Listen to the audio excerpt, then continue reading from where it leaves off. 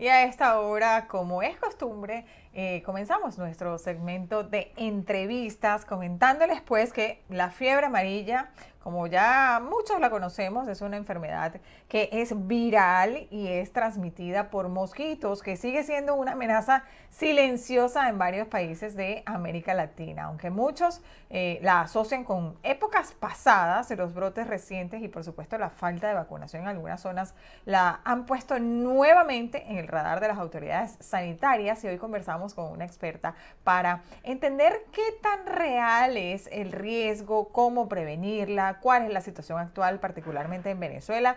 Y hablaremos con la presidenta de la Sociedad de Infectología de Venezuela, Patricia Valenzuela. Bienvenida. Hola, buenos días. Muchísimas gracias por la invitación y por la oportunidad. Un saludo a todo tu equipo y a quienes nos escuchan y nos pueden ver en este momento. Gracias, Patricia, también por tu tiempo. A ver, antes de entrar en síntomas o estadísticas, yo quisiera, es clave, pues, definir con precisión qué es esta enfermedad. Aunque muchos han oído hablar de ella, pues no todos conocen que es un virus transmitido por la picadura de mosquitos infectados, especialmente en zonas tropicales. Pero de la mano de una experta o de la voz de una experta, ¿qué es exactamente la fiebre amarilla y cómo se transmite? Bueno, lo que acabas, la definición que acabas de dar es la correcta, pues es la más sencilla. Realmente se clasifica como una arbovirosis porque es una enfermedad infecciosa, aguda, viral, que necesita un vector para transmitirse y por eso es que se llama arbovirosis. Entonces, el vector en fiebre amarilla tiene una particularidad, que tiene un ciclo selvático y hay un ciclo urbano. En los dos escenarios, el vector, es decir, ese mosquito que transmite el virus, es diferente.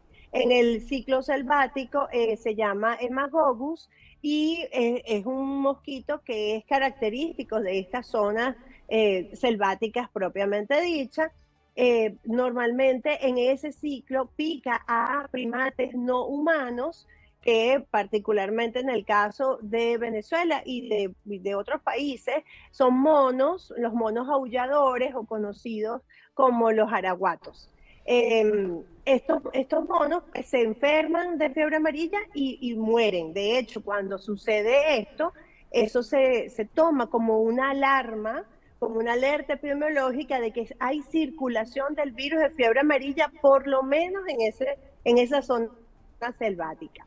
¿Qué sucede? Cuando el ser humano se atraviesa en ese ciclo selvático por trabajo, por turismo, en la zona selvática puede ser picado por el hemagogus, que es el vector que está en este ciclo, y entonces lo infecta de fiebre amarilla, del virus de fiebre amarilla. El ser humano o el ciudadano regresa a sus poblados, a sus comunidades. Y por supuesto, para que se dé la transmisión de persona a persona, tiene que haber un vector. El vector en la ciudad, es decir, en el ciclo urbano, ¿verdad? Es el Aedes aegypti, que es el que transmitiría o a través de una picada el virus de fiebre amarilla de una persona a otra. En América, en líneas generales, no se ha dado hace mucho tiempo, quizás hace más de 40 años, un ciclo urbano de fiebre Okay. amarilla. Y lo que estamos ahorita viendo es ese ciclo selvático y cuando uno revisa pues la geolocalización de los casos que se han confirmado en Brasil, que se han confirmado Sí. en Colombia, son sobre todo poblados o municipios que están aledaños o son propiamente selváticos. Sí, y ya vamos a hablar de eso, pero antes yo quisiera que nos comentaras cuáles son los síntomas iniciales, porque esto podría confundirse fácilmente con otras enfermedades como el dengue o el Zika, ¿no? Por eso es importante Sí. saber qué señales se deben encender para las alarmas para buscar atención médica de inmediato. ¿Cuáles son los primeros síntomas que deben alertar a una persona de que puedas estar contagiado de fiebre amarilla? Bueno, la fase aguda, ¿verdad? Es fiebre, dolor de cabeza, dolores musculares, dolores articulares, puede haber náuseas y vómitos. Y como ves, como te di, como te puedes dar cuenta, son similares a dengue en Mm. ese sentido, ¿no? Estos síntomas duran 4 a 5 días y se autolimitan, es decir, van cediendo, van desapareciendo.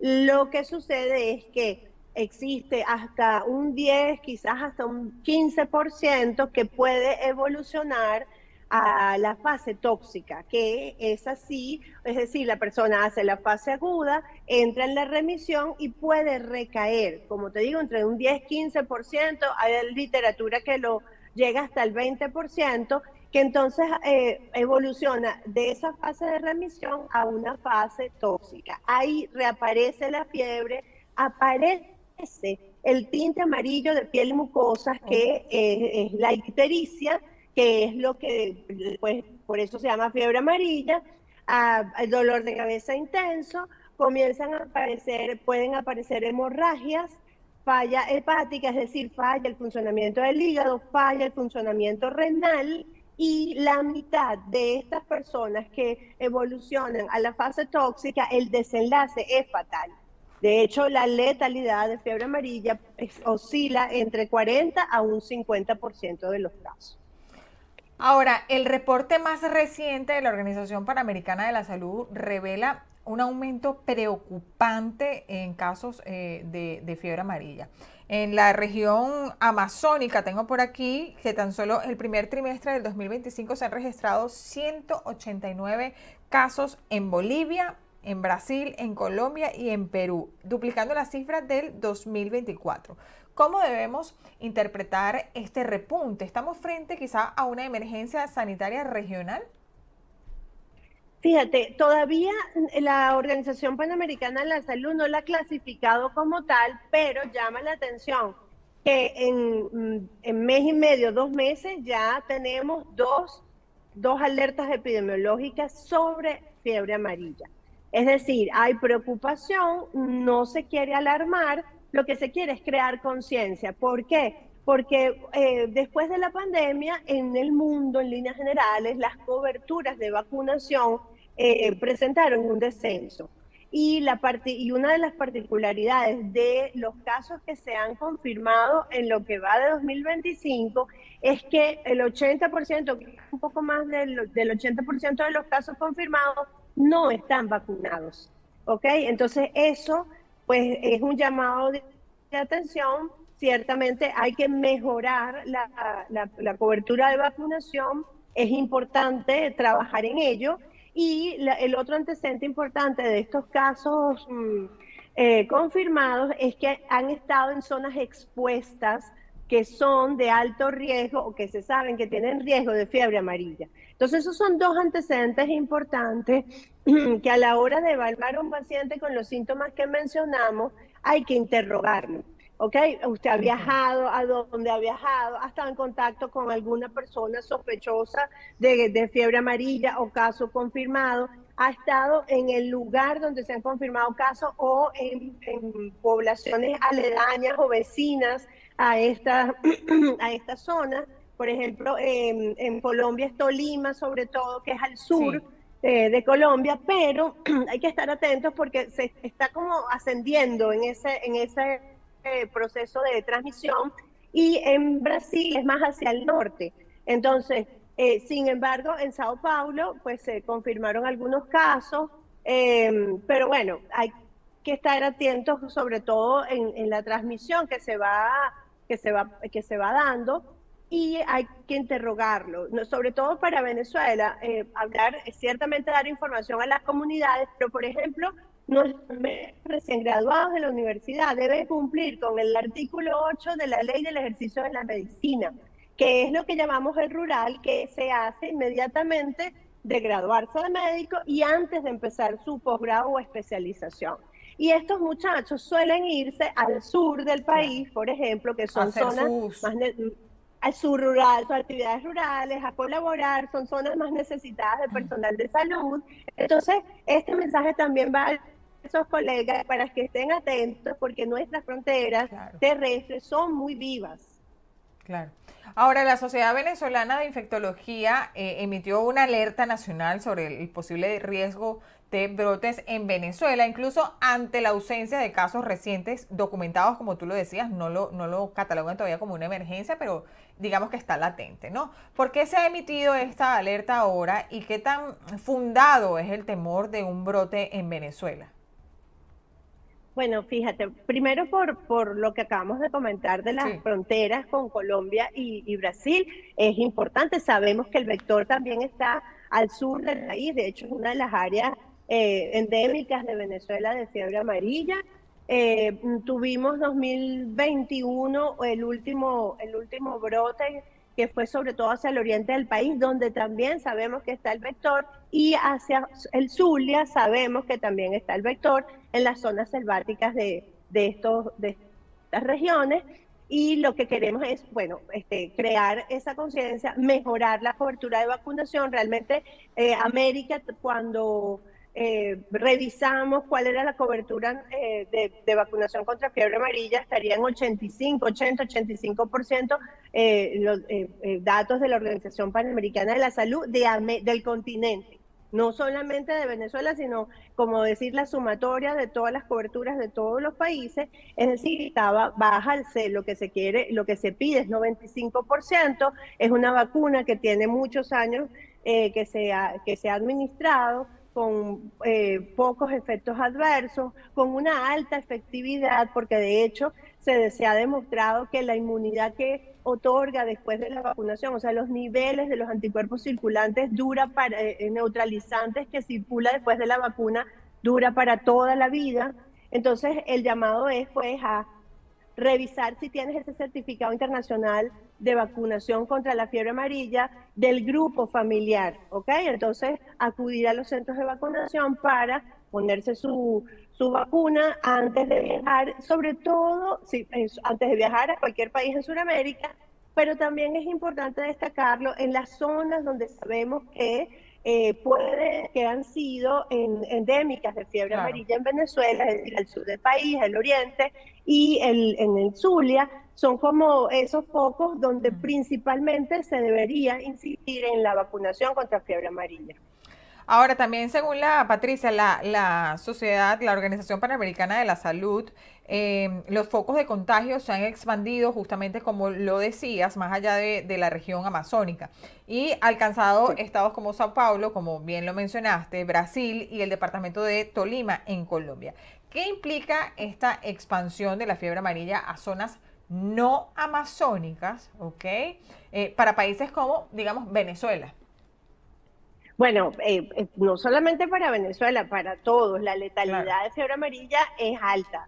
La letalidad de fiebre amarilla, de hecho, en la actualidad, con los casos confirmados, se estima que está entre un 40 y 43%. Puede llegar a 50%. Eso es igual a que la mitad de los casos confirmados fallece. Entonces, la verdad es un cuadro que esperemos no se dé, esperemos que no se instale el ciclo urbano de fiebre amarilla, porque Mm, eso puede pues, causar varios fallecimientos, claro. y también, bueno, el sistema de salud quizás no colapse, ciertamente, pero bueno, sí va a tener sobre todo ocupación en las camas de terapia intensiva, porque el paciente que se hospitaliza es ese paciente que ya está pues en la fase tóxica o iniciando la fase tóxica. Entonces, bueno, sobre todo se necesita tratamiento de soporte, cuidados intensivos, porque no tenemos además un medicamento antiviral específico Claro. contra la fiebre amarilla. Y Entonces, justamente, aquí todo el... sí, justamente Sí, sobre eso quería preguntarte, porque esto puede controlarse con una sola dosis de vacuna de por vida, ¿verdad? Pero el acceso a esta inmunización no es igual en toda la región. ¿Qué pasa en Venezuela para que se garantice una vacunación, digamos que podría ser masiva y oportuna? fíjate, no solamente en Venezuela, pasa en todo, sobre todo en Sudamérica, en continentes como el africano también, hay poblaciones de difícil acceso, donde, bueno, tienes que llegar en Curiara, por ejemplo, ¿no? Sí. Entonces, eso complica la distribución y el acceso a las vacunas. ¿Por qué? Porque además la vacuna tiene que cumplir una cadena de frío, y esa cadena de frío se cumple en el almacenamiento, en el traslado y mientras estás en el centro de vacunación, en el punto de vacunación, vacunando a las personas.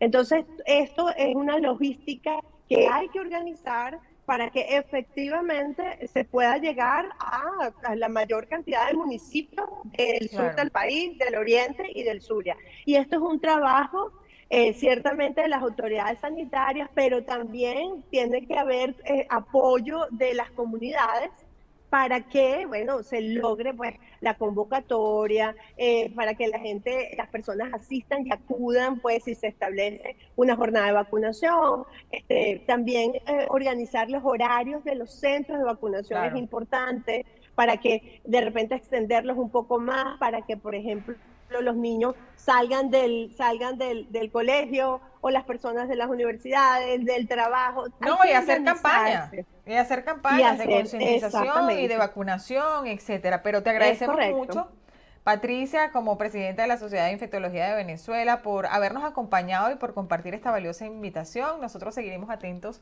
a cualquier nueva información y les recordamos que, por supuesto, la salud comienza con estar informados. Muchísimas gracias, Patricia Es correcto. Valenzuela. A la hora de gracias. Y ustedes no se aparten que nosotros ya venimos con más de su programa. Buenos días.